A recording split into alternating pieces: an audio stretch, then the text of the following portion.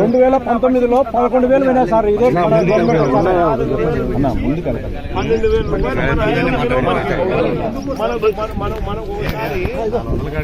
ఇదే మద్దతు ధర లేకపోతే రైతు తీరక నష్టపోతే మన హయాంలో మనం ఎంత కొనుగోలు చేసినాం, ఏ రేటు పెట్టి కొనుగోలు చేసినాం? 2,500 పెట్టి కొనుగోలు చేశారు. 40 రోజులని మళ్ళీ ఇచ్చారు సార్. ఒకటి సార్ 2021లో సార్ మనము ఇన్పుట్ సబ్సిడీ సార్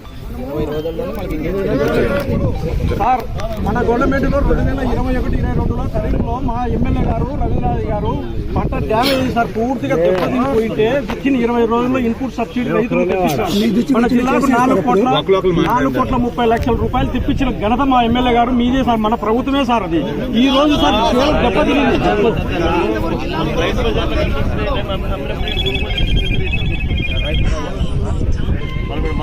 కొనుగోలు చేసుకోవడం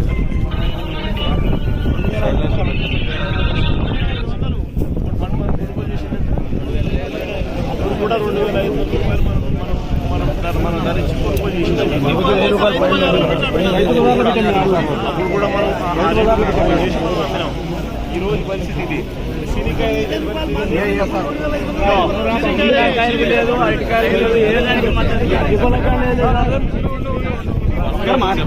మాట్లాడండి. మినుములు అయితే సార్ 6,000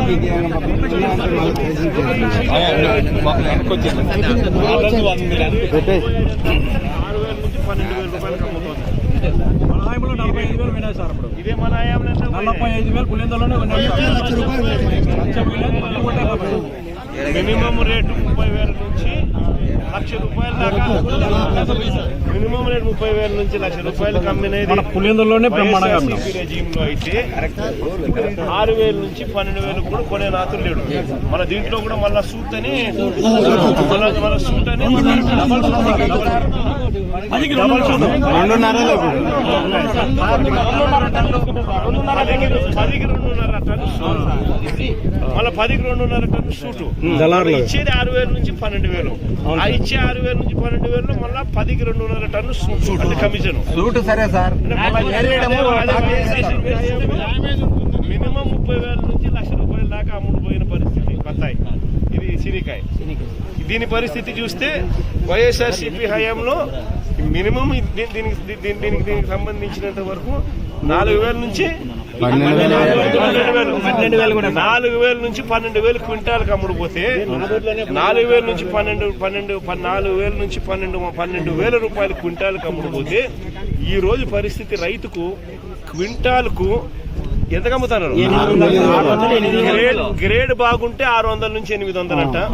గ్రేడ్ బాగలేకపోతే యావరేజ్ కి 300 నుంచి స్టార్ట్ అవుతా ఉందంట.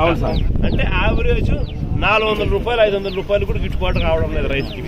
ఇది ఈ రోజు రైతు పరిస్థితి. ట్రాన్స్పోర్ట్ ఖర్చు కూడా సార్ మన డిమాండ్ ఏమి సార్? కూలి ఖర్చులు రావాలని కూలి ఖర్చులు కూడా రాని పరిస్థితిలో ఈ రోజు రైతు వ్యవసాయం చేస్తారు సార్. ఇది ఎట్లా సార్?